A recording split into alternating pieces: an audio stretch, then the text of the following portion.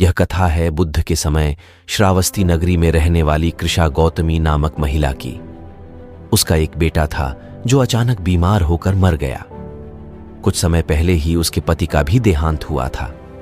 उस पर जैसे दुख का पहाड़ टूट पड़ा। पति की मौत के बाद वह बेटे के आसरे ही जी रही थी। गौतम बुद्ध उसी नगर के पास रुके हुए थे। लोगों ने महिला को समझाया, रो मत, इतना दुखी मत हो, तुम बच्चे को बुद्ध के पास क्यों नहीं ले जाती? वह बहुत दयालु हैं, इसे फिर से जीवित कर देंगे। महिला बच्चे के शव के साथ भागी भागी पहुंची बुद्ध के पास। बुद्ध ने महिला की ओर देखा। उन्होंने उसे बच्चे को अपने सामने ही लिटाने को कहा। बुद्ध बोले, हां, मैं इसे जीवित कर दूंगा, लेकिन तुम्हें एक शर्त पूरी करनी होगी। महिला बोली, बच्चे के लिए मैं अपनी जान भी देने को तैयार हूं। बुद्ध बोले, यह एक छोटी सी शर्त है, मैं कभी बड़ी मांग नहीं करता। तुम बस बगल के गांव में जाओ और कहीं से सरसों के दाने ले आओ। बस एक बात याद रखो, सरसों के दाने ऐसे घर से आने चाहिए जहां कभी किसी की मौत ना हुई हो। महिला अपने बच्चे के दुख में सुध-बुध खो बैठी थी।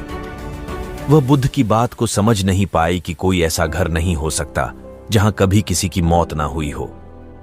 वह दौड़ी दौड़ी गांव पहुंची। वह जानती थी कि हर घर में सरसों थी, क्योंकि गांव के सभी लोगों ने फसल के रूप में उसी की खेती की थी। उसने कई द्वार खटखटाए।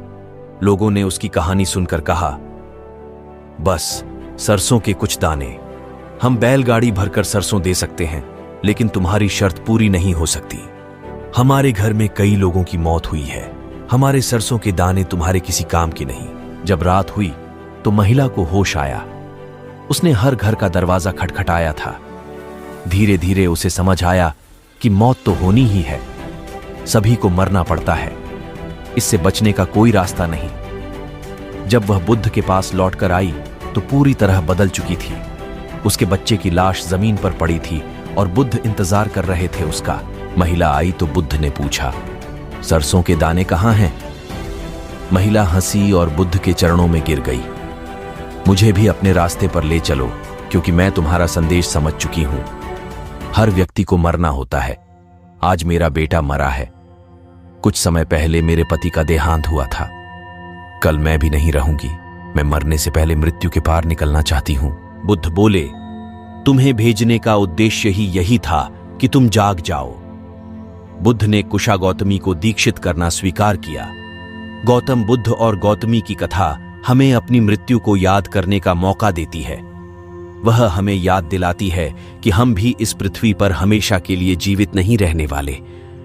ये जो चारों ओर प्रकृति की सुंदर छटा बिखरी हुई है, पक्षियों का संगीत फैला हुआ है, सूर्योदय और सूर्यास्त के रंग दिखने को मिलते हैं, और यह जो रिश्तों का प्रेम है, मां के प्यार की खुशबू, बच्चों का स्नेह, दोस्तों की यारी, यह सब एक दिन खोने वाला है।